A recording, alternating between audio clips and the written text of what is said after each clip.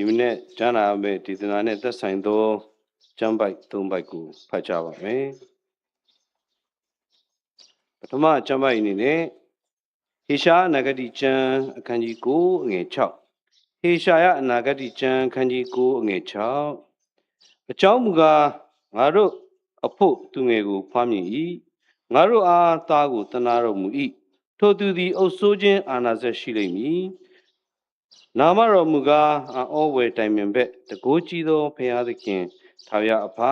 ငြိမ်သက်ခြင်းရှင်ဟုခေါ်ဝေါ်သမုတ်ခြင်းကိုခံတော်မူလိမ့်မည်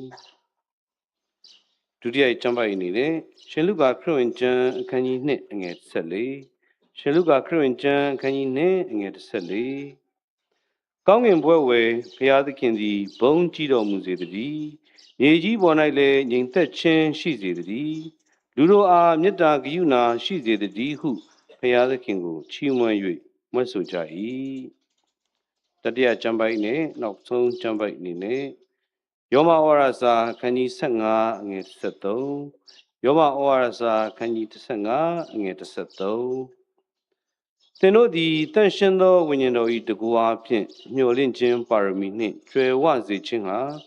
ယုံကြည်သောစိတ်ရှိ၍ဝမ်းမြောက်သက်သာခြင်းအမျိုးမျိုးတို့နှင့်ပြည့်စုံမည်အကြောင်း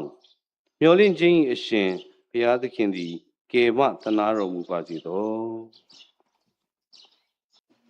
ဖျားရှင်ရဲ့ကျေးဇူးတော်ကြောင့်ယနေ့ကျွန်တော်တို့2025ခုနှစ်ခရစ်တော်ရဲ့မွေးနေ့တော်မြတ်ဝတ်ပြုကိုးကွယ်ခြင်းမှာအခုကဲ့သို့အတူတကွဝတ်ပြုကိုးကွယ်ခွင့်ကိုရရှိတဲ့အတွက်ဖျားရှင်ကျေးဇူးတော်ကိုချီးမွမ်းပါတယ်အထူးသဖြင့်တော့ယနေ့ကျွန်တော်တို့အသင်းတော်ရက်ရွာအနေနဲ့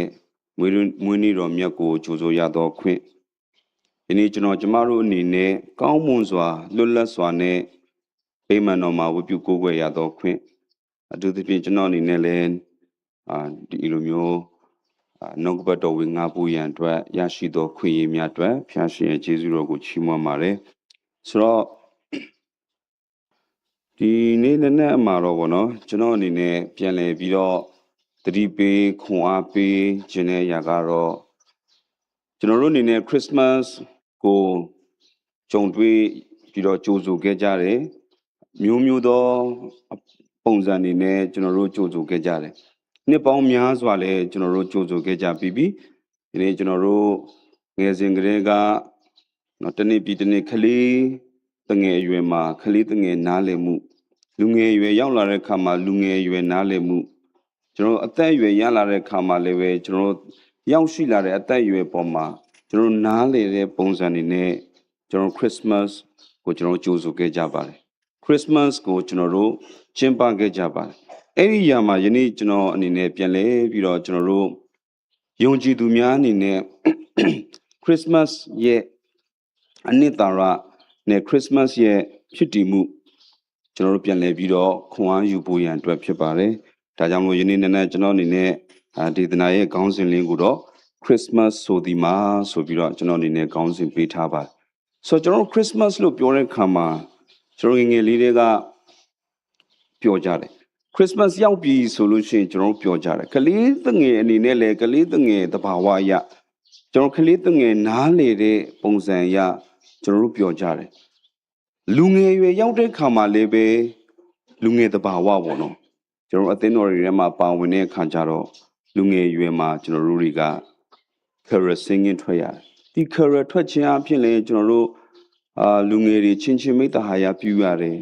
အချင်းချင်းကျွန်တော်တို့ပုံမူပြီးတော့လက်တွဲခွင့်ရတယ်နော်ဒီလိုမျိုးလိုက်ပြီးတော့ Christmas Carol တခြင်းနေနဲ့နှုတ်ခွန်းဆက်ကြတဲ့အခါမှာလည်းပဲကျွန်တော်လူငယ်တွေကလည်းလူငယ်တွေတဘာဝလျက်ပြောကြတယ်ကျွန်တော်တို့ငယ်ငယ်တော့ငါဆိုရင်ကျွန်တော်ငယ်ငယ်တော့ဆိုတာထက်ကျွန်တော်တို့ဆယ်တန်းနေပြီးလို့လူငယ်ရွယ်ရောက်လာတဲ့အခါမှာဆိုလို့ရှိရင်ကျွန်တော်ရဲ့ရက်ရွာအသင်းတော်ရဲ့ထူးခြားမှုက born နော်ကျွန်တော်တို့ born နော်1991 92 93 so born ကကျွန်တော်တို့အဖွဲ့လိုက် career တွေထွက်ကြတယ်နော် career တွေထွက်ပြီးတဲ့အခါမှာအဖွဲ့လိုက်ကျွန်တော်တို့ Christmas ကိုကြိုဆိုကြတယ်အဲ့ဒီခါမှာလည်းအမတ်တရပေါင်းများစွာတော့ရှိတာပေါ့နော်တကယ်ပဲစစ်မှန်တဲ့ မိတ္တဟာယပြုခြင်းနဲ့ရရှိလာတဲ့အမတ်တရားတွေရှိသလိုတစ်ခါတည်းမှာမမှန်သောနီးနဲ့နော်ခရစ်စမတ်ကိုကြိုဆိုရင်းနဲ့ရခဲ့တဲ့အမတ်တရားတွေလည်းအများကြီးရှိတယ်ဘယ်လိုပဲဖြစ်စေကျွန်တော်တို့အားလုံးကခရစ်စမတ်ရောက်တဲ့အခါမှာဒီခရစ်စမတ်ကိုဘယ်လိုကြိုဆိုမလဲဆိုတဲ့ပုံစံမျိုးနဲ့ကျွန်တော်ဖြတ်တန်းခဲ့ကြတယ်အဲ့လိုပဲခရစ်စမတ်လို့ပြောလိုက်တဲ့အခါမှာလည်းပဲကျွန်တော်အားလုံးကဒီအခုပြထားတဲ့ပုံလိုပဲပေါ့နော်ကျွန်တော်မြင်မှာနော်ခရစ်စမတ်လို့ပြောလိုက်ပြီဆိုတာနဲ့ကျွန်တော်တငယ်တော်ယေရှုကိုမြင်မယ်မိခင်ဖခင်ဖြစ်တဲ့ယောသနဲ့မာရီကိုမြင်မယ်ပြီးရင်ကောင်းကင်တမန်တွေကိုမြင်မယ်ပြီးတဲ့အခါမှာပညာရှိ၃ပါးကိုကျွန်တော်တို့မြင်မယ်ပြီးတဲ့အခါမှာကျွန်တော်တို့သိုးထိန်းတွေကိုမြင်မယ်နော်ဒါကခရစ်စမတ်ရေလို့ပြောလိုက်လို့ရှိရင်ဒီ character တွေကမပါမဖြစ်ပဲနော်ခရစ်စမတ်ရေလို့ပြောလိုက်တဲ့အခါမှာသူငယ်တော်ယေရှုမပါလို့မဖြစ်ဘူးသူငယ်တော်ယေရှုမွေးဖွားတဲ့မွေးနေ့ပွဲလို့ပြောပြီးတော့ဒီနေ့ကျွန်တော်တို့မွေးနေ့ရှင်ပြောင်းနေတဲ့ခရစ်စမတ်တွေအများကြီးပဲမွေးနေ့ရှင်ပြောင်းနေတဲ့မွေးနေ့ပွဲတွေအများကြီးဒီနေ့ကျွန်တော်တို့လောကမှာဖြစ်ပျက်နေတယ်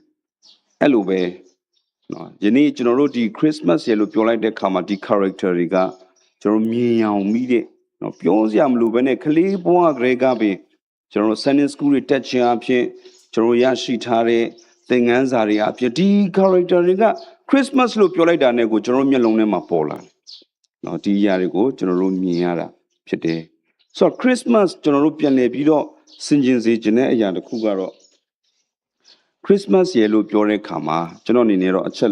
ဒီနေ့ဟိုပါဘောနော်နည်းနည်းအချက်၄ချက်လေးကိုပြန်လည်ပြီးတော့ခရစ်စမတ်ရောက်တဲ့အခါမှာကျွန်တော်တို့ဆင်ခြင်စေခြင်းပါတယ်ပထမဆုံးတစ်ခုကတော့ခရစ်စမတ်လို့ပြောတဲ့အခါမှာကျွန်တော်အားလုံးသိတယ်တကဘာလုံးသိတယ်ယုံကြည်သူလည်းသိတယ်မယုံကြည်သူလည်းသိတဲ့အရာကဘာလဲဆိုတော့ယေရှုခရစ်တော်မွေးဖွားခြင်းဖြစ်တယ်ခရစ်စမတ်လို့ပြောတဲ့အခါမှာဒါကဘာလဲခရစ်စမတ်ကိုဘာအတွက်လုပ်တာလဲလို့ပြောလိုက်တာ ਨੇ ဒါကယေရှုခရစ်တော်မွေးဖွားတဲ့ယေရှုရဲ့မွေးနေ့ပွဲကိုကျင်းပခြင်းဖြစ်တယ်ဆိုတဲ့အရာကဒီနေ့ကျွန်တော်တို့ယုံကြည်သူများလည်းလက်ခံထားသလိုမယုံကြည်သူများပင်လေသိတဲ့အချက်ဖြစ်တယ်အဲ့ဒါထပ်ပို့ပြီးလေးနက်စွာကျွန်တော်တို့သိထားရတဲ့အရာကယုံကြည်သူများသိထားတဲ့အရာက incarnation ဒီနေ့ဖခင်ရဲ့သားတော်ကလူစားတိကိုခံယူပြီးတော့လောကကိုဆင်းကြွလာခြင်းဖြစ်တယ်ဆိုတဲ့အရာအင်မတန်မှပဲကျွန်တော်တို့အတွက်ကိုဖခင်သခင်ပြုတော်အမှုဒီနေ့ကျွန်တော်တို့ကမ္ဘာလောကကြီးရဲ့လူသားတွေရဲ့နာခံခြင်းမရှိတဲ့အသက်တာများအဖြစ်မောင်မိုက်နေတဲ့ဘဝကြီးကိုဖျက်ဆီးနေရင်ရနေပြီးတော့ဒီနေ့ကျွန်တော်တို့ကိုပျက်စီးခြင်းကိုမရောက်ဖို့အတွက်ဖခင်ကသူ့ရဲ့သားတော်ကိုပြန်ပြီးတော့ဆေလွတ်ခြင်းအဖြစ်ဒီနေ့ဖခင်ကကျွန်တော်တို့ရဲ့အပြစ်များကိုဖြေလွတ်ဖို့ရန်အတွက်လူစားတိကိုခံယူခြင်းဒီနေ့လူစားတိကိုခံယူခြင်းကသူဒီကျွန်တော်တို့ရဲ့ရရှိထားသောကယ်တင်ခြင်းကိုပို့ပြီးတော့အတိတ်ပဲလေးနက်စေဖို့ရန်အတွက်ဖခင်သခင်ဒီမတက်နိုင်သောအရာမရှိပါလို့ပြောတဲ့အခါမှာကယ်တင်ခြင်းအမှုကိုပုံစံမျိုးမျိုးနဲ့လှုပ်ဆောင်လို့ရပါတယ်လောကကြီးကိုမစင်းလာလည်းပဲသူကယ်တင်ခြင်းအမှုကိုပြုလို့ရတယ်သို့တော်ညာလည်းပဲယနေ့ကျွန်တော်တို့တန်မိုးရှိသောတတ်တာများဖြစ်အောင်လူစားတိကိုခံယူပြီးတော့လူလောကတွေကိုဆင်းကြွလာခြင်းအဖြစ်ဒီနေ့ကျွန်တော်တို့ကိုကယ်တင်ခြင်းအမှုကိုပြုခဲ့တဲ့အရာတစ်ခုကိုလည်းကျွန်တော်တို့ပြန်လည်ပြီးတော့ဆင်ခြင်သုံးသပ်ရတယ်အဲ့လိုပဲကျွန်တော်နောက်တစ်ချက်အနေနဲ့ကတော့များသောအားဖြင့်ဆရာသမားတွေနဲ့ဒေသနာရှင်တွေအနေနဲ့လည်းဝင်ကားလေးရှိတဲ့အရာက Christmas လို့ပြောတဲ့အခါမှာ Christ ခရစ်တော်နဲ့ Mass လောကသားလူထုနဲ့တွေ့ဆုံတဲ့အရာဖြစ်တယ်ဆိုတဲ့အရာကိုလည်းအမြဲတစေကျွန်တော်တို့ကိုမိမောင်းထိုးပေးတယ်ဆိုတာကိုလည်းကျွန်တော်တွေ့ရတယ်။ Christmas အဖြစ်ယနေ့ကယ်တင်ရှင်ယနေ့ဖခင်ရဲ့သားယနေ့ဖခင်ဖြစ်တဲ့ယေရှုခရစ်တော်နဲ့ကျွန်တော်လောကလူသားများဆုံတွေ့ခွင့်တိကျွမ်းခွင့်မိသားရာပြုရသောခွင့်ကိုဖခင်သခင်ပြင်ဆင်ပေးခြင်းဖြစ်တယ်။နောက်ဆုံးချက်အနေနဲ့ကတော့ယနေ့ prophet ပြုခဲ့သောအရာများကိုပြည့်စုံစေခြင်းဖြစ်တယ်။ယနေ့ခရစ်တော်မွေးဖွားမဲ့အရာမေရှိယပေါ်ထွန်းမဲ့အရာပေါ်မှာ prophet များပြုခဲ့တဲ့ prophet ပြုချက်များကိုယနေ့ Christmas ကာလခရစ်တော်မွေးဖွားခြင်းသည်ပြည့်စုံစေခြင်းကာလဖြစ်တယ်ဆိုတဲ့အရာကိုကျွန်တော်တို့ပြန်လည်ပြီးတော့ဆင်ခြင်မိပါတယ်။ဒါကြောင့်ယနေ့ကျွန်တော်တို့ Christmas ဆိုတာကခရစ်တော်မွေးဖွားခြင်းခရစ်တော်မွေးဖွားခြင်းလို့ပြောတဲ့အခါမှာတာမန်မွေးနေ့ပွဲတစ်ခုပဲမဟုတ်ဘူး ယနေ့ကျွန်တော်တို့အတွက် Christmas ဆိုတာကတာမန်မွေးနေ့ပွဲပဲမဟုတ်ဘူးအဲ့လိုပြောတဲ့အခါမှာဒီနေ့ကျွန်တော်တို့ယုံကြည်သူတွေအနေနဲ့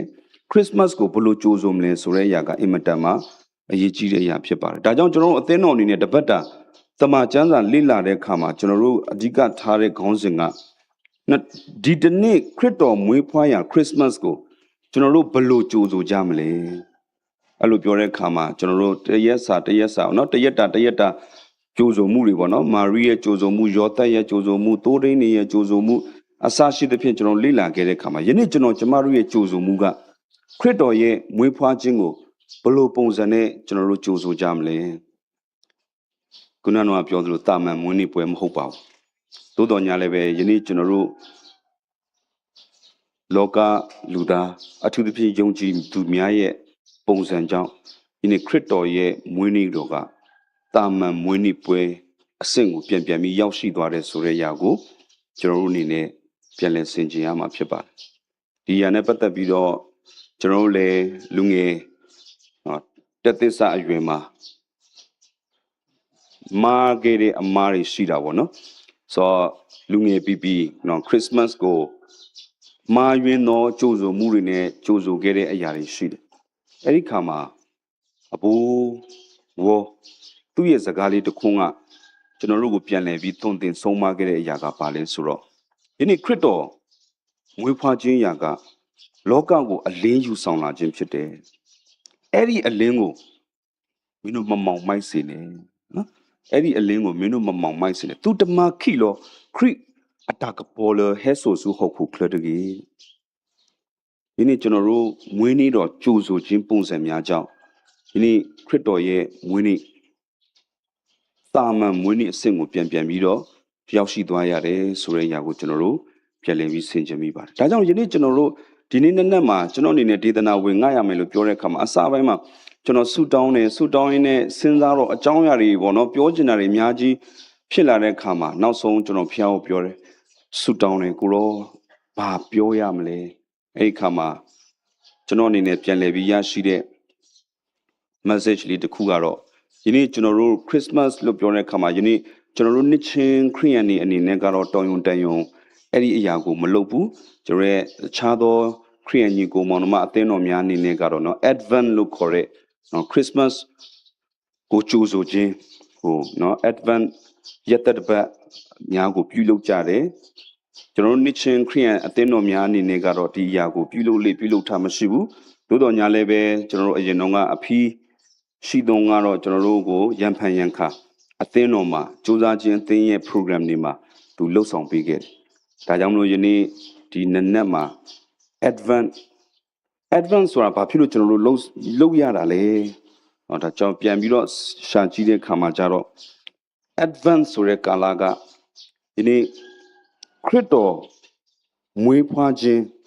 ယနေ့ခရစ်တော်ကိုမျှော်လင့်စောင့်စားခြင်းဖြစ်တယ်တဲ့နော်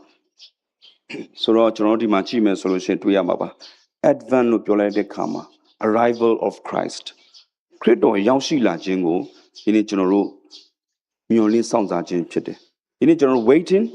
စောင့်စားခြင်းဖြစ်တယ် preparation ပြင်ဆင်ခြင်းဖြစ်တယ်အဲ့ဒီအခါမှာခရစ်တော်ရောက်ရှိလာခြင်းလို့ပြောတဲ့အခါမှာဒီနေ့ခရစ်တော်ရဲ့မွေးဖွားခြင်းဖြစ်တယ်လို့ဆက်လက်စောင့်စားရမယ့်အရာကယေရှုခရစ်တော်ရဲ့ဒုတိယအကြိမ်ဖွားမြင်ခြင်းလောကကိုကြွလာခြင်းဖြစ်တယ်။နော်ဒုတိယအကြိမ်ကြွလာခြင်းဒီအရာများကိုကျွန်တော်တို့အနေနဲ့စောင့်စားခြင်းဖြစ်တယ်ဆိုတဲ့အရာကိုတွေ့ရတယ်။အခြားသောခရစ်ယာန်အသင်းတော်များအနေနဲ့က Advent ကိုပြုလုပ်လေးရှိတာက Christmas ဒီဇင်ဘာ25ရက်နေ့ရဲ့ရှေ့ရက်သက်တစ်ပတ် Sunday ၄ပတ်မြောက်ကနေစပြီးတော့ပြုလုပ်တယ်။ဆိုတော့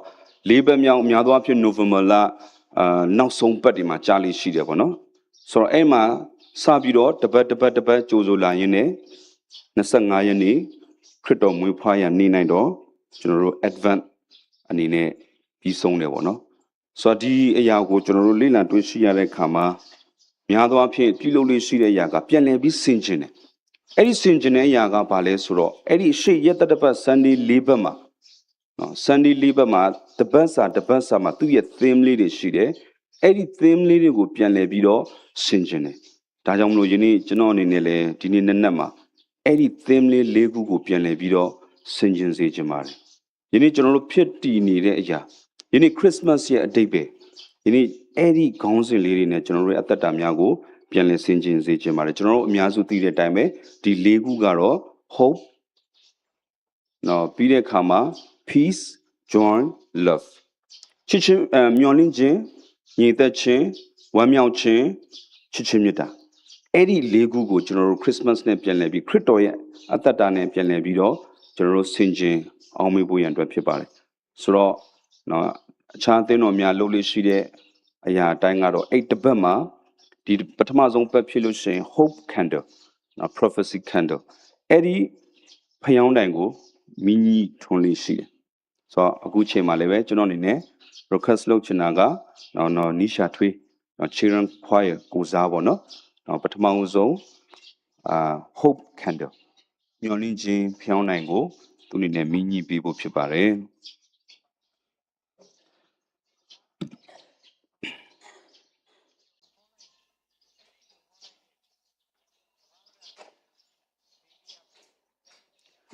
ကျေးဇူးတင်ပါတယ်ဆိုတော့ hope လို့ပြောတဲ့အခါမှာယနေ့ကျွန်တော်တို့မျှော်လင့်ယနေ့ကျွန်တော်တို့မျှော်လင့်တဲ့အရာကကျွန်တော်တို့ဘာကိုမျှော်လင့်ကြလဲဆိုတဲ့အရာကျွန်တော်တို့လောကလူသားတွေကခုနကပြောသလိုကိုယ့်ရဲ့အတ္တကိုယ့်ရဲ့နာခံမှုမရှိခြင်းကိုယ့်ရဲ့အပြစ်တရားတွေနဲ့မှောင်မိုက်နေတဲ့အခါမှာဒီနေ့ကျွန်တော်တို့ကကိုယ့်ရဲ့ဒုက္ခတွေထဲမှာပဲလုံးထွေးနေတဲ့အခါမှာဒီနေ့ကျွန်တော်တို့မျှော်လင့်စရာအကြောင်းကဒီအရာတွေကနေငါတို့ကိုကယ်တင်မဲ့သူဒီအရာတွေကနေငါတို့ကိုလွတ်မြောက်စေမဲ့သူဆိုတဲ့အရာကိုကျွန်တော်တို့အနေနဲ့မျှော်လင့်ကြတယ်ဒါကြောင့်မလို့ဦးဆုံးနော်ယူဒလူမျိုးတို့ရဲ့မျှော်လင့်ခြင်းအရာဖြစ်တဲ့အရာကတော့သူတို့ကိုကယ်တင်မဲ့သူပရောဖက်ပြုခဲ့တဲ့အတိုင်းပဲကယ်တင်သူရှိတယ်ဆိုတဲ့အရာကိုပြောတဲ့အခါမှာခုနကဖတ်သွားတဲ့ဟေရှာယအနာဂတိကျမ်းခန်းကြီး9အငယ်6မှာလို့ပဲအကြောင်းကငါတို့အဖို့သူငယ်ကိုဖွားမြင်၏ငါတို့အားသားကိုတနာတော်မူ၏ဒီအရာကိုမျှော်လင့်လျက်ရှိနေတယ်ဒီနေ့လောကမောင်မိုက်တွေမှာအသက်ရှင်တဲ့အခါမှာကျွန်တော်တို့ကိုအဲ့ဒီမောင်မိုက်တွေကနေပြီးတော့ကယ်တင်ဖို့ရန်အတွက်ရောက်ရှိလာမဲ့သူကိုမျှော်လင့်လျက်ရှိနေတယ်ယနေ့ကျွန်တော်တို့ဒုက္ခရောက်တဲ့အခါမှာအဲ့ဒီဒုက္ခတွေကနေကျွန်တော်တို့ကိုကယ်မဲ့သူကိုကျွန်တော်တို့မျှော်လျက်ရှိနေတယ်ဒါကကျွန်တော်ထူထူပြောစရာမလိုကျွန်တော်အနေနဲ့သိကောင်းမွန်စွာခံစားထားပြီးသားအရာဖြစ်တယ်ကျွန်တော်ဒုက္ခရောက်တဲ့အခါမှာအဲ့ဒီဒုက္ခကနေငါတို့ကိုဘယ်သူကယ်မှာလဲကဲမဲ့သူကိုကျွန်တော်တို့မျှော်လင့်လျက်ရှိတယ်အဲ့ဒီပြင်မှာမှယနေ့ကျွန်တော်တို့မျှော်လင့်ထားတဲ့ຢာကအမြဲတပါးသူကငါတို့ကိုငါရဲ့အားနည်းခြင်းတွေကိုဘယ်လိုဖြည့်ဆည်းပေးမလဲငါရဲ့အားနည်းခြင်းတွေမှာဘယ်လိုမှားစားမှုမျိုးတွေရှိမလဲကိုယ့်ရဲ့မိသားစုတွေကလားကိုယ့်ရဲ့မိတ်ဆွေပေါင်းသင်းတွေကလားကျွန်တော်မျှော်လင့်လျက်ရှိနေတယ်ကျွန်တော်တို့အကြီးမားဆုံးမျှော်လင့်ရမယ့်သူကတော့ယနေ့ကျွန်တော်တို့ကိုလောကအပြစ်ထဲကနေမွေးရွေးနှုတ်မဲ့ယေရှုခရစ်တော်သူ့ရဲ့မွေးဖွားခြင်းကိုကျွန်တော်တို့စစ်မှန်စွာမျှော်လင့်ဖို့ရန်အတွက်အင်မတန်မှအရေးကြီးပါတယ်တည်ငါမှောင်မိုက်ခြင်းတွေကနေတော့ကျွန်တော်တို့ကအလင်းတရားကိုရှာကျင်တော်ညာလည်းပဲထာဝရမှောင်မိုက်နေတဲ့အရာကိုတော့တခါစီကျွန်တော်တို့မသိသလိုဖြစ်နေတဲ့အရာမျိုးတွေရှိတဲ့အခါမှာကျွန်တော်တို့ရဲ့အသက်တာများကိုပြင်လည်ပြီးတော့ဆင်ခြင်ဖို့ရန်အတွက်ဖြစ်တယ်ဒီလိုပဲကျွန်တော်တို့ယောဟန်1ရှင်ယောဟန်ခရစ်ဝင်ကျမ်းခန်းကြီး1အငယ်9ကိုကျွန်တော်တို့ပြင်လည်ပြီးတော့လေ့လာကြည့်တဲ့အခါမှာလည်းပဲဟုတ်မှန်သောအလင်းမူကားဤလောကသို့ကြွလာလျက်ခတ်သိမ်းသောလူပေါင်းတို့အားအလင်းကိုပေးသောသူဖြစ်သည်ယနေ့ခရစ်တော်သူသည်လောကကိုကြွလာတဲ့အခါမှာခတ်သိမ်းသောသူတွေကိုအလင်းပေးတဲ့အရှင်ဖြစ်ပါတယ်ခုနကပြောတဲ့ကျွန်တော်တို့ရဲ့မောင်မိုက်နေတဲ့ဘဝတွေကနေပြီးတော့ကျွန်တော်တို့ကိုအလင်းတရားပေးစွမ်းတဲ့သူဖြစ်တယ်သူ့ရဲ့အလင်းကမောင်မိုက်နဲ့မပေါင်းဖော်ဘူးနော်အပေါ်ကျမ်းပိုက်အပိုက်ငယ်လေးတွေမှာဖော်ပြထားသလိုပဲဒါပေမဲ့ကျွန်တော်တို့ကတခါတလေအဲ့ဒီမျော်လင့်လျက်ရှိနေတဲ့အရာမှာအဲ့ဒီအလင်းတရားကိုကျွန်တော်တို့ကအမောင်မိုက်တွေနဲ့ပြန်ပြီးတော့ရှင်းကျင်ကြတယ်အဲ့လိုပြောတဲ့အခါမှာကျွန်တော်ဘာကိုသွားသတိရလဲဆိုတော့ကျွန်တော်များသောအားဖြင့်အလင်းကိုလင်းနေတာမျိုးပဲကျွန်တော်တို့ကြိုက်ကြတယ်နော်မီးထွန်းမယ်လင်းနေတာမျိုးပဲကျွန်တော်တို့လိုချင်ကြတယ်သို့တော်ညာလည်းပဲနောက်ပိုင်းမှာကျွန်တော်တို့ဒီမီးလုံးလေးတွေအစ အမျိုးမျိုးဖြစ်လာတဲ့အခါမှာ dim light မှာကျွန်တော်အယောင်မျိုးစုံကိုဒီပုံမှန်ရှိနေတဲ့အလင်းကိုမှကျွန်တော်တို့အယောင်တွေနဲ့ဖုံးအုပ်ကြတယ်အဲ့ဒီအရာကိုပြန်လည်ပြီးတော့ဆင်ခြင်မိတဲ့အခါမှာဒါကတော့ decorative အလားဆင်ခြင်ဖြစ်တယ်သို့တော်ညာလည်းပဲယနေ့ကျွန်တော်တို့ခရစ်တော်ပေးစွမ်းတဲ့အလင်းကိုတော့ကျွန်တော်အခြားသောအယောင်များနဲ့မဖုံးအုပ်မိစေဖို့ကလည်းယနေ့ကျွန်တော်တို့မျှော်လင့်ရမယ့်အသက်တာဖြစ်တယ်ကျွန်တော်မျှော်လင့်တဲ့အရာကလောကီဆန်သောမျှော်လင့်ခြင်းမဖြစ်စေဘဲနဲ့စစ်မှန်သောသခင်ဖျား၌မျှော်လင့်သောအရာများဖြစ်ဖို့ရန်အတွက်လည်းအင်မတန်မှအရေးကြီးပါတယ်ဒီလိုပဲယေရမိခန်းကြီး29အငယ်17မှာကျွန်တော်အမြဲတစေခွန်အားပေးလိရှိတဲ့ကျမ်းပိုက်တစ်ပိုက်ဖြစ်ပါတယ်ကြံစီသောအရာတို့သည်အချီးနှီးအကျိုးမဲ့ကြံစီခြင်းမဟုတ်ဘူးလို့ပြောတဲ့အခါမှာယနေ့ထာဝရဘုရားပြင်ဆင်သောယေရှုခရစ်တော်ရဲ့သားတော်ရဲ့မွေးဖွားခြင်းရာကယနေ့သူ့ရဲ့အကြံစီနဲ့ကျွန်တော်တို့အတွက်ပြင်ဆင်ထားပြီးသောအရာကိုပြည့်စုံစေခြင်းဖြစ်တယ်။ဘုရားသခင်၏အကြံစီနဲ့ပတ်သက်၍သစ္စာတည်ခြင်းသူ့ရဲ့သစ္စာတည်ခြင်းဖြစ်တယ်ဆိုတဲ့အရာကိုလည်းကျွန်တော်တို့ပြန်လည်ပြီးတော့ဆင်ခြင်ရပါတယ်။ယနေ့ခရစ်တော်မွေးဖွားခြင်းအဖြစ်ယနေ့လောကလူသားများအတွက်ကယ်တင်ခြင်းအမှုကိုပြုသောအရာကိုကျွန်တော်တို့ပြန်လည်ပြီးတော့ဆင်ခြင်ခြင်းအဖြစ်ယနေ့ဖခင်ရဲ့သစ္စာတည်ခြင်းဖခင်ရဲ့သစ္စာတည်ခြင်းအရာကိုလည်းကျွန်တော်တို့ပြန်လည်ပြီးဆင်ခြင်မိပါတယ်ထိုနည်းတူစွာပဲနော်ကျွန်တော်မျှော်လင့်ခြင်းနဲ့တကွဖြစ်တည်လာတဲ့အရာတစ်ခုကယောမဩဝါဒစာခန်းကြီး15အငယ်73ယောမဩဝါဒစာခန်းကြီး15အငယ်73မှာပြောထားသလိုပဲသင်တို့သည်တန်ရှင်သောဝိညာဉ်တော်၏တကူအဖြစ်မျှော်လင့်ခြင်းပါရမီနှင့်ကြွယ်ဝစေခြင်းကယုံကြည်သောစိတ်ရှိ၍ဝမ်းမြောက်သက်သာခြင်းအမျိုးမျိုးတို့နှင့်ပြည့်စုံမည်အကြောင်းမျှော်လင့်ခြင်း၏အရှင်ဖျားသခင်သည်ကယ်မသနာတော်မူပါစေသောဒီနေ့ကျွန်တော်တို့မျှော်လင့်တဲ့အရှင်အဲ့ဒီမျှော်လင့်ခြင်းကနေပြီးတော့မျှော်လင့်တဲ့သူကကျွန်တော်တို့ကိုပေးစွမ်းမဲ့ညီသက်ခြင်းအဲ့ဒီအရာကိုလည်းကျွန်တော်တို့ရရှိဖို့ရန်အတွက်ခံယူတတ်ဖို့ရန်အတွက်အင်မတန်မှအရေးကြီးပါတယ်တခါလေကျွန်တော်တို့မျှော်လင့်ပါတယ်သို့တော်ညာလည်းပဲအဲ့ဒီမျှော်လင့်တဲ့အရာကိုရရှိဖို့ရန်လက်ခံမှုအတွက်ကြတော့တခါတည်းမှာကျွန်တော်တို့မိရော့တက်တယ်ဆိုတဲ့အရာကိုကျွန်တော်တို့ပြန်လည်ပြီးတော့ဆင်ခြင်မိပါတယ်ဒါကြောင့်ယနေ့ခရစ်တော်ရဲ့မွေးဖွားခြင်းခရစ်တော်ကြွရောက်လာခြင်းကိုဒီနေ့ကျွန်တော်တို့မျှော်လင့်လျက်ရှိတယ်ခရစ်တော်မွေးနေ့ကိုကြိုဆိုတဲ့အခါမှာသူမွေးဖွားလာမယ့်အရာကိုကျွန်တော်တို့မျှော်လင့်လျက်ရှိတယ်အခုသူမွေးဖွားခဲ့ပြီသူ့ရဲ့မွေးဖွားခြင်းအဖြစ်လေယနေ့ကျွန်တော်တို့ကိုလောကအလင်းကိုဆောင်လာခဲ့ပြီသူ့ရဲ့မွေးဖွားခြင်းအဖြစ်လေယနေ့ကျွန်တော်တို့ကိုကယ်တင်ခြင်းအမှုကိုပြုခဲ့ပြီအဲ့ဒီအရာကိုရရှိပိုင်ဆိုင်ပြီးတော့သူ့ရဲ့ဒုတိယကျင့်ကြွမြန်းခြင်းကိုလည်းကျွန်တော်တို့မျှော်လင့်စောင့်ဆိုင်သောသူများဖြစ်ဖို့ရန်အတွက်အင်မတန်မှအရေးကြီးပါတယ်အမှုမဲ့အမတ်မဲ့ပြီးသွားတာမျိုးမဟုတ်ပဲနဲ့ဒါကြောင့်မို့ပညာရှင်တယောက်ကသွားပါပြောလဲဆိုတော့ Christmas မှာခရစ်တော်ဒီကျွန်တော်ရဲ့စိတ်နှလုံးသားထဲမှာတကယ်ကိုမွေးဖွားခဲ့ရင်တဲ့ Christmas ဒီအဆုံးမရှိပါပြောချင်တာက Christmas ဒီအဆုံးမရှိပါဆိုတာဒီနေ့ကျွန်တော်တစ်နှစ်တစ်ခါပြန်ပြီးတော့ခရစ်တော်ကိုနွားတင်းကုတ်တဲပြန်ထည့်နေစရာမလိုခရစ်တော်ကိုတစ်နှစ်တစ်ခါနော်ကျွန်တော်တို့ပြန်လည်ပြီးတော့နွားတင်းကုတ်နွားစခွက်ထဲမှာပြန်ထားဖို့မဟုတ်ဘူးဒီနေ့မွေးဖွားသောခရစ်တော်ယေရှုရှင်သည်ဒီနေ့ကျွန်တော်တို့ရဲ့နှလုံးသားထဲမှာအစဉ်မွေးဖွားပြီးတကလားယနေ့သူ့ရဲ့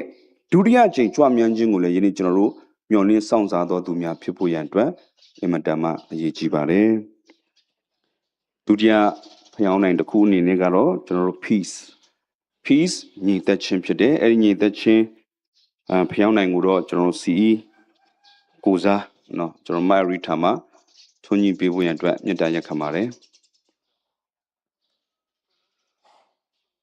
ညီသက်ခြင်းလို့ပြောတဲ့အခါမှာအဲ့ဒီခရစ်တော်မွေးဖွားတဲ့အချိန်ကာလနှုန်းကညီသက်ခြင်းနဲ့ပတ်သက်ပြီးတော့ကျွန်တော်ပြန်လည်ပြီးလေ့လာကြည့်မိတဲ့အခါမှာရှမဿဲခန်းကြီး1ကိုပြန်လည်ပြီးကျွန်တော်လေ့လာကြည့်ရင်ခရစ်တော်မွေးဖွားတဲ့အချိန်ကာလနှုန်းကဟေရုမင်းကြီးရဲ့သူ့ရဲ့လက်ခံမှုယေရှုခရစ်တော်ကိုသူလက်မခံနိုင်တဲ့အရာငင်းပယ်ခြင်းနဲ့သူလက်ခံခြင်းဖြစ်တယ်နော်သူ့ရဲ့လက်ခံမှုကဝမ်းမြောက်ခြင်းနဲ့လက်ခံမှုမဟုတ်ဘူးသူ့ရဲ့လက်ခံမှုကငင်းပယ်ခြင်းနဲ့လက်ခံမှုကြောင်ရွံ့ဆိုးရွံ့မှုနဲ့လက်ခံမှုအဲ့ဒီလက်ခံမှုအဖြစ် ယနေ့သူပြုခဲ့တဲ့အမှုတွေအပြင်ကြုံတွေ့ခဲ့ရတဲ့နာကျင်မှုတွေအဲ့ဘက်လင်မြို့အနီးနားတစ်ဝိုက်မှာရှိတဲ့ပတ်ဝန်းကျင်ဒေသတွေမှာများစွာခံစားခဲ့ရတယ်အဲ့ဒါကခရစ်တော်မွေးဖွားတဲ့အချိန်မှာအဲ့ဒီကာလမှာဖြစ်ခဲ့တဲ့ညီသက်ချင်းနဲ့ဆိုင်တော့အရာသို့တော်လည်းပဲယနေ့ကျွန်တော်တို့ကိုပြန်လည်ပြီးတော့ပြောတဲ့ညီသက်ချင်းဆိုတာကခုနကတော့ဟေရှာယအခန်းကြီး9အငယ်6မှာပဲလေပြောသလိုပဲညီသက်ချင်းအရှင် Prince of Peace ဒါခုတာဖို့အစောပါယနေ့ကျွန်တော်တို့ကိုပရောဖက်ပြုထားသောဂတိပြုထားသောချက်ကမွေးဖွားလာမဲ့သူငယ်တော်ကညီသက်ချင်းအရှင်ဖြစ်တယ်ညီသက်ချင်းအရှင်ဖြစ်တယ်ယနေ့ကျွန်တော်တို့လောကလူသားတွေညီသက်ချင်းပြောင်းနေပါတယ်ယနေ့အထူးသဖြင့်ယနေ့ကျွန်တော်တို့တွေညီသက်ချင်းပြောင်းနေပါဖြစ်တည်နေတဲ့အရာတွေကိုကျွန်တော်တို့မျက်မှောက်ပြုတဲ့အခါမှာတခါလေကျွန်တော်တို့ထဲမှာညီသက်ချင်းမရှိနိုင်ဘူးဖြစ်ပြနေတဲ့အရာတွေကိုပဲကျွန်တော်တို့မျက်မှောက်ပြုပြီးတော့အာယုံစိုက်နေတဲ့အခါမှာဒီနေ့ကျွန်တော်တို့ထဲမှာညီသက်ချင်းမရှိဘူးဒါကြောင့်မို့ယနေ့ကျွန်တော်တို့ခရစ်တော်ယေရှုဖျား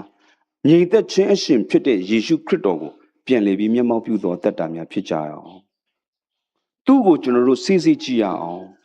သူ့ကိုကြည့်ခြင်းအပြင်ကျွန်တော်တို့ညီသက်ချင်းပြန်လည်ရရှိကြရအောင်ဒါကြောင့်မလို့လုကာအခန်းကြီး1အငယ်14မှာ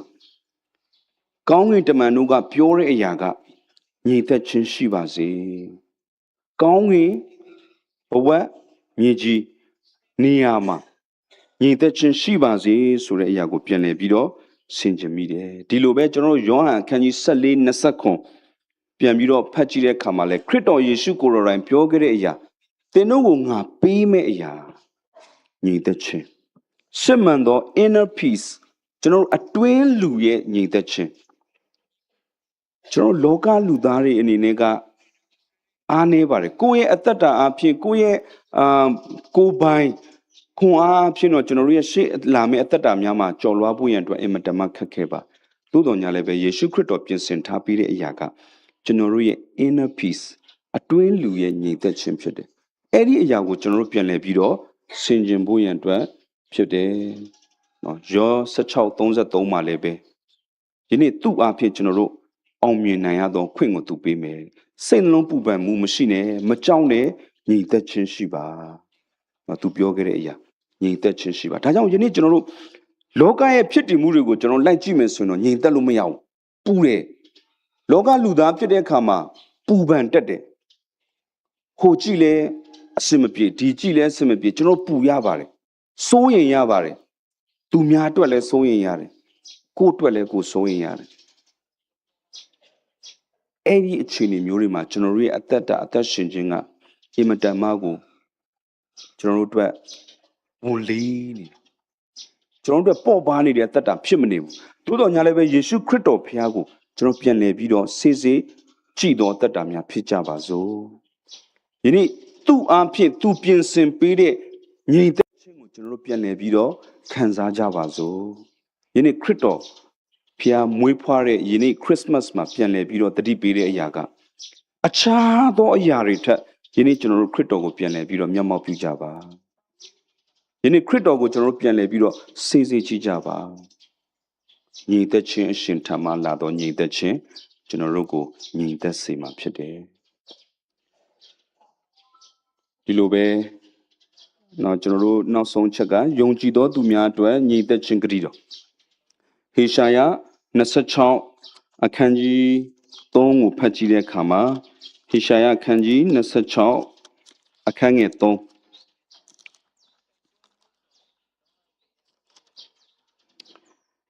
သစ္စာဆောင်၍ဖြောင့်မတ်သောသူမျိုးဝင်ပါစေစိတ်နှလုံးတည်ကြည်သောသူသည်ကိုယ်တော်၌ခိုလုံသောကြောင့်ညီသက်ချင်းတသက်ရှိမည်ကြောင်းစောင့်ရှောက်တော်မူလိမ့်မည်ဒါကယူဒလူမျိုးတို့ရဲ့နော်သူတို့ရဲ့ခိုင်မာတဲ့သစ္စာတည်ခြင်းအရာသစ္စာပြုသောအရာဒါကြောင့်မို့ယနေ့ကျွန်တော်တို့ယုံကြည်ခြင်း၌စောင့်တည်လျက်သစ္စာရှိလျက်ယနေ့ခရစ်တော်ဖျားကိုပဲကျွန်တော်တို့စစ်စစ်ကြည့်သောအတ္တများဖြစ်ခြင်းအဖြစ်ယနေ့ကျွန်တော်တို့ညီသက်ချင်းကိုရရှိခံစားကြရအောင်ဒီလိုပဲတတိယဖျောင်းနိုင်အနေနဲ့ကတော့ John ဝမ်းမြောက်ခြင်းဖျောင်းနိုင်ဖြစ်ပါတယ်ဒါကိုတော့ကျွန်တော်တို့အမျိုးသမီးအသင်းကိုစားအတော်လူထူးမှနော်သူကထွန်းညှိပေးမှဖြစ်တယ်ဝ မ်းမြောက်ခြင်းလို့ပြောတဲ့အခါမှာလည်းပဲယနေ့ကျွန်တော်တို့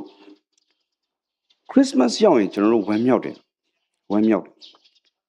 ကျွန်တော်ငယ်ငယ်လေးကခုနကပဏာမပြောခဲ့သလိုပဲခလေးဘွားကလေးကခလေးတငယ်နားလည်မှုနဲ့ကျွန်တော်ခရစ်စမတ်ရောက်ပြီဆိုရင်ကျွန်တော်အယမ်းပျော်ကြတယ်ဝမ်းမြောက်ကြတယ်ခရစ်စမတ်ရောက်ပြီဆိုရင်ကိုကနော်ကျွန်တော်ခလေးတွေနားလည်မှုအတိုင်းအတာနဲ့ဆိုလို့ရှိရင်လက်ဆောင်ရတယ်မှုတ်စားရတယ်အသင်းတော်တွေမှာ Sunday School မှာဆိုရင်ကျွန်တော်ပြဆက်ပြရတယ်တချင်းတွေတိုက်ရတယ်ကရတယ်လူငယ်ရွယ်ရောက်လာတဲ့အခါမှာလည်းသက်ဆိုင်ရာနော်သူ့ရဲ့အစီအစဉ်တွေနဲ့ဆိုတော့ကျွန်တော်ဝမ်းမြောက်ကြတယ်ဒါပေမဲ့အဲ့ဒီဝမ်းမြောက်ခြင်းကတစ်ခါလေပြန်လည်ပြီးစဉ်းစားကြည့်တဲ့အခါမှာကျတော့တည်ငေါဝမ်းမြောက်ခြင်းတဖြစ်တော်လဲပဲကျွန်တော်တို့တော့အမတ်တရားတော့ဖြစ်စီတယ်သို့တော်ညာလည်းပဲအဲ့ဒီဝမ်းမြောက်ခြင်းကအစင်တီတဲ့ဝမ်းမြောက်ခြင်းတော့လည်းမဟုတ်သေးဘူးဒီနေ့ကျွန်တော်ခရစ်စမတ်မှာတကယ်တမ်းဝမ်းမြောက်စေခြင်းတဲ့အရာကဘာလဲဆိုတော့ခုနကတော့ဟေရှာယခန်းကြီး9အငယ်6မှာပဲပြောထားတဲ့အရာကရှင်ဘုရင်လို့ပြောထားတယ်ဒီနေ့ရှင်ဘုရင်မွေးဖွားခြင်းဖြစ်တဲ့အခါမှာကြွားရောက်လာတဲ့ရှင်ဘုရင်ကိုဝမ်းမြောက်စွာခြင်းကျွန်တော်တို့ကြိုဆိုခြင်းဖြစ်ပါတယ်လောကလူသားများရဲ့ပင်ပန်းဒုက္ခတွေထဲမှာရှိနေတဲ့အခါမှာကြွားရောက်လာတဲ့ဒီရှင်ဘုရင်ကိုကျွန်တော်တို့ဝမ်းမြောက်စွာကြိုဆိုခြင်းဖြစ်တယ်ပြီးတဲ့အခါမှာလုကာခန်းကြီး1အငယ်10-17လဲခုနကဖတ်သွားပါပြီပဏာမကျမ်းမှာဖတ်သွားသလိုပဲယနေ့တွင်ဒါဝိဒ်မြို့၌ကယ်တင်သောရှင်မွေးဖွားပြီဆိုတော့ကြောင့်ဒီကယ်တင်ရှင်မွေးဖွားခြင်းကျွန်တော်လူသားများအားလုံးအတွက်ဝမ်းမြောက်ခြင်းရာဖြစ်တယ်ကျွန်တော်အပြစ်တရားရဲ့ပူဆွေးမှုနဲ့အပြစ်တရားရဲ့စီးနှိပ်ဒုက္ခပေးမှုအောက်မှာပဲနေရင်းနဲ့မှာယနေ့ကျွန်တော်တို့ကိုကယ်တင်မဲ့အရှင်ကမွေးဖွားလာခြင်းဖြစ်တယ်ဆိုတဲ့အရာကိုကျွန်တော်အဲ့ဒီဝမ်းမြောက်ခြင်းရရှိဖို့ရန်အတွက်ဖြစ်တယ်ပြီးရင်ဖိလိပ္ပိ4ငယ်4မှာလည်းပဲပေါလုကိုယ်တိုင်ဖိလိပ္ပိအသင်းသားတွေကိုခွန်အားပေးတဲ့အရာကဖျားသခင်၌ဝမ်းမြောက်ဖို့ရန်အတွက်ဖြစ်တယ်တာခုလကစားပူတဘိုးယူခေါ်တကေယစီကတော့တာခုတကေအဲ့ဒီဝမ်းမြောက်ခြင်းကခရစ်တော်ကိုရရှိပြီးတဲ့အခါမှာဖြစ်တဲ့ဝမ်းမြောက်ခြင်းဖြစ်တည်တဲ့ဝမ်းမြောက်ခြင်းယနေ့လူသားတွေပြီးနိုင်တဲ့ဝမ်းမြောက်ခြင်းမဟုတ်ဘူးယနေ့ကျွန်တော်တို့လောကရဲ့ပျော်စရာတွေကနေရှာလို့ရတဲ့ဝမ်းမြောက်ခြင်းမဟုတ်ဘူးယနေ့ခရစ်တော်စီကနေရရှိတဲ့ဝမ်းမြောက်ခြင်းအဲ့ဒီဝမ်းမြောက်ခြင်းကိုကျွန်တော်တို့ရရှိတဲ့အခါမှာလည်းပဲကျွန်တော်တို့အဲ့ဝမ်းမြောက်ခြင်းကိုဘယ်သူမှဆုပ်ယူလို့မရအောင်ဘယ်သူမှခိုးယူလို့မရအောင်ဘယ်သူမှဖျက်ဆီးလို့မရအောင်အဲ့ဒီအရာကိုလည်းကျွန်တော်တို့ပြန်လည်ပြီးတော့ဆင်ခြင်ရ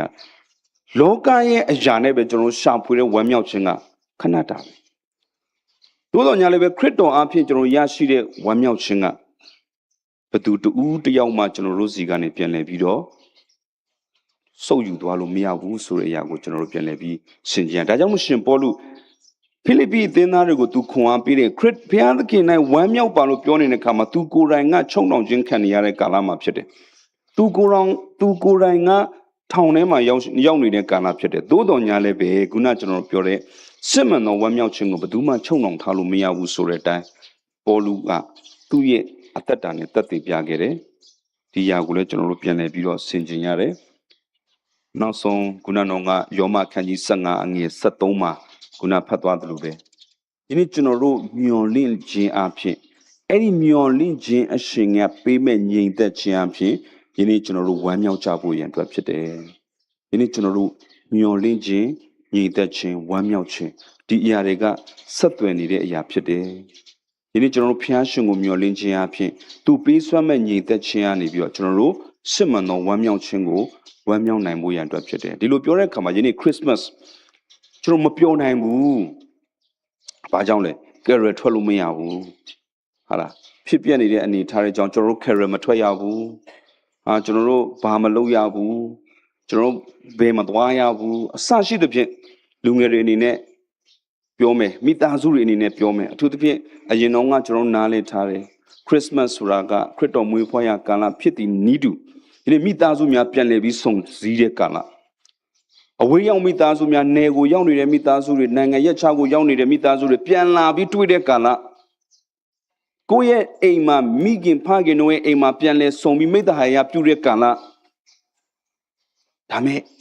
ယနေ့မျက်မှောက်ကာလမှာအဲ့ဒီအခွင့်အရေးတွေကျွန်တော်မရဘူးမိသားစုတွေခရစ်စမတ်မို့လို့တွေ့ရဖို့လည်းအခွင့်အရေးမရှိဘူး ပူဆိုးတယ်သို့တော်ညာလည်းပဲကျွန်တော်တို့ရဲ့ဝမ်းမြောက်ခြင်းကအဲ့ဒီအရာပေါ်မှာမတည်ဘူးဆိုတဲ့အရာကိုကျွန်တော်အနေနဲ့ပြန်လည်ပြီးမိမောင်းထိုးချင်တာဖြစ်ပါတယ်ခရမထွက်ရလို့ဝမ်းမြောက်ဆရာအကြောင်းမရှိဘူးမဟုတ်ဘူးခရထွက်ခြင်းပေါ်မှာဝမ်းမြောက်ခြင်းရှိနေတာမဟုတ်ဘူး family gathering ပေါ်မှာဝမ်းမြောက်ခြင်းရှိနေတာမဟုတ်ဘူးယနေ့ကျွန်တော်တို့ကိုဖျားရှင်ပြီးတဲ့ဝမ်းမြောက်ခြင်းကကျွန်တော်တို့မျှော်လင့်လျက်ရှိနေတဲ့ကဲတင်ခြင်းတရားနဲ့ဒီတွေ့ကြုံနေရတဲ့လောကရန်အပေါင်းမှာငြိမ်သက်ခြင်းရှိခြင်းအပေါ်မှာကျွန်တော်တို့ဝမ်းမြောက်ခြင်းကိုရရှိဖို့ရန်အတွက်ဖြစ်ပါတယ်ဒီအရာကိုကျွန်တော်တို့ပြန်လည်ပြီးတော့ဆင်ခြင်နိုင်ဖို့ရန်အတွက်ဖြစ်ပါတယ်အဲ့လိုမဟုတ်ဘဲနဲ့ကျွန်တော်ခုနကပြောတဲ့လောကအရာတွေမှာပဲမျက်မှောက်ပြုနေမယ်ဆိုလှုပ်ချင်တာမလှုပ်ရလို့တွေ့ချင်တာမတွေ့ရလို့သွားချင်တာမသွားရလို့ဆိုတဲ့အရာကိုပဲကျွန်တော်တို့မျက်မှောက်ပြုနေရင်တော့ဝမ်းမြောက်ခြင်းကျွန်တော်တို့ရဲ့အသက်တာထဲမှာရှိမှာမဟုတ်ဘူးယနေ့ခရစ်တော်ဖျားရှင်ပြီးတဲ့ဝမ်းမြောက်ခြင်းကိုပဲကျွန်တော်စစ်စစ်ကြည်ကြရအောင်သူပြီးတဲ့ဝမ်းမြောက်ခြင်းကစစ်မှန်သောဝမ်းမြောက်ခြင်းကယနေ့ကျွန်တော်တို့ရရှိထားတဲ့ညီသက်ခြင်းရရှိထားတဲ့ကယ်တင်ခြင်းစုကျေးဇူးပေါ်မှာရရှိထားတဲ့ထာဝရအသက်ပေါ်မှာကျွန်တော်ဝမ်းမြောက်ဖို့ရန်အတွက်ဖြစ်ပါတယ်နောက်ဆုံးတတိုင်ကတော့ကျွန်တော်အားလုံးသိတဲ့ love ချစ်ခြင်းမေတ္တာဒီဖျောင်းနိုင်ကိုတော့ကျေးဇူးပြုပြီးတော့ကျွန်တော် church choir ကိုစားဒီ Barnabas ကထွန်းညင်ပေးဖို့ရန်အတွက်မေတ္တာရက်ခံပါတယ်ချစ်ချင်းမေတ္တာနဲ့ပတ်သက်ပြီးတော့ဒီ Christmas ကာလမှာကျွန်တော်ပြန်လည်ပြီးဆင်ခြင်ရတဲ့အရာကသားတော်ကိုဆေလွတ်တော်ဖျားသခင်ရဲ့မေတ္တာဒီနေ့တော့ယော36မှာကျွန်တော်တို့ပြောခဲ့ပြီးတိုင်းဖြစ်တယ်တပါးသီးသောသားတော်တပါးသီးသောသားတော်ကိုစွန့်တော်မူသည့်တိုင်အောင်ဆိုတော့တခါလေကျွန်တော်တို့ပြန်လည်ပြီးတော့စဉ်းစားကြည့်တယ်ထာဝရဘုရားကသူ့မှာရှိတဲ့တပါးသီးသောသားတော်ကိုစွန့်ပြီးတော့လောကလူသားတွေအတွက်ကိုအစေခံခိုင်းတယ်အသေးခံခိုင်းတယ်ဒီຢာနဲ့ပတ်သက်ပြီးကျွန်တော်တို့ပြန်လည်ပြီးဆင်ခြင်ပြီးတဲ့အခါမှာတခါတော့ကဆရာတစ်ပါးသူဝင်ငှတဲ့အရာမှာသူပါပြောလဲဆိုတော့ဖះရဲ့တပါးသီးသောသားတော်ကိုဖះကလောကကိုဆေလွတ်တယ်တဲ့ဆိုတော့သူအဲ့ဒီအရာနဲ့ပတ်သက်ပြီးသူပြန်စဉ်းစားကြည့်တယ်တဲ့ငါမှသားသမီး3ယောက်ရှိတယ်တဲ့တယောက်ကိုပေးပါပြောရင်ငါဘသူ့ပေးမလဲပြန်စဉ်းစားကြည့်တဲ့အခါမှာတဲ့အကြီးဆုံးတယောက်ကသူ့ရဲ့အားနည်းချက်အားသာချက်စဉ်းစားကြည့်တယ်အလက်အားနည်းချက်အားသာချက်စဉ်းစားကြည့်တယ်အငယ်ကိုလည်းအားနည်းချက်အားသာချက်စဉ်းစားကြည့်တယ်ဆိုတဲ့အခါမှာတွေ့ပါတယ်တဲ့လောကမျက်စိနဲ့ကတော့ဘယ်တယောက်မှတော့အားနည်းချက်များနေတယ်အားနည်းချက်များတဲ့လူပေးဖို့စဉ်းစားတယ်ဒါပေမဲ့တကယ်တမ်းပေးမယ်ဆိုရင်လည်းငါမပေးနိုင်ဘူးတဲ့ဒါငါသားငါသမီးဖြစ်တယ်ဆိုတော့သူပြောချင်တဲ့အရာကတပါးသီးသောသားတော်ကိုတော့ကျွန်တော်လောကလူသားတွေအတွက်ကိုစွန့်ခဲ့တဲ့ဘုရားသခင်ရဲ့မေတ္တာက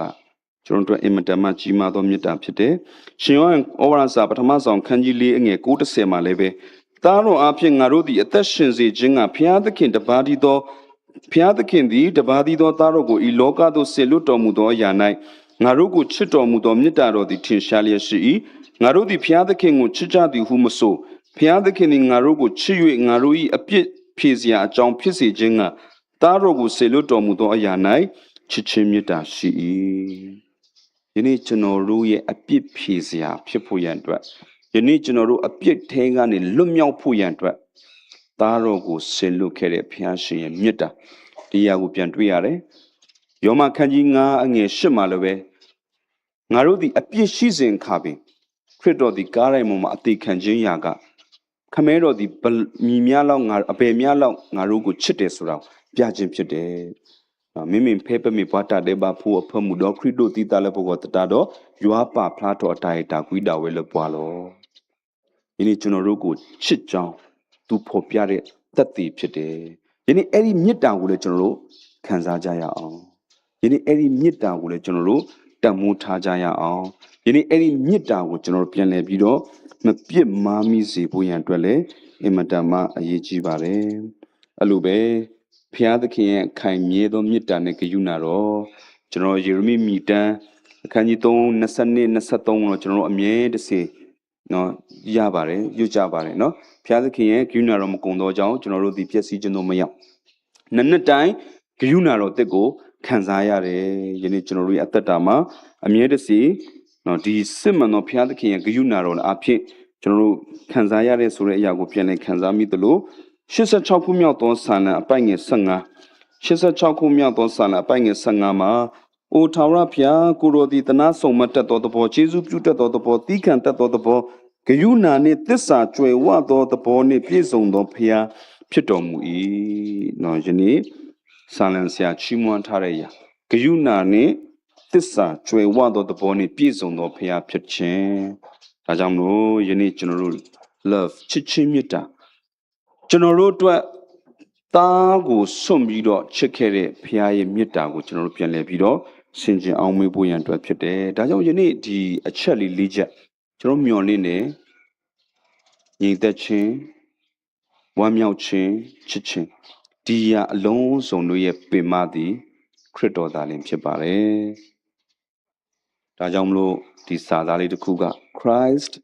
is the center of Christmas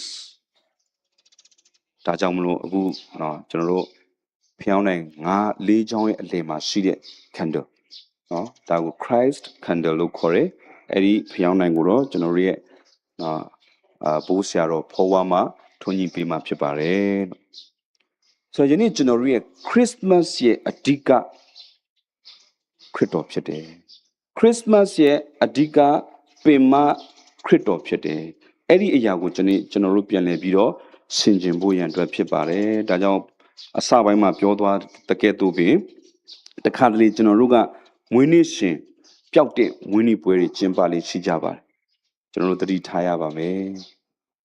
ခရစ်စမတ်ကခရစ်တော်ရဲ့မွေးနေ့ဖြစ်တဲ့အတွက်မွေးနေ့ရှင်ပျောက်လို့မရပါဘူးမွေးနေ့ရှင်ရှိသောခရစ်စမတ်ဖြစ်ရပါမယ်ဆိုတဲ့အကြောင်းကိုထပ်မံပြီးတော့ခွန်အားပေးတတိပေးနှိုးဆော်လိုပါတယ်ဒါကြောင့်ဒီမှာစာသားလေးတစ်ခုကဘာပြောလဲဆိုတော့ Agnes ကသူကဘာပြောလဲဆိုလို့ရှိရင် Christmas as a combination of tenderness for the past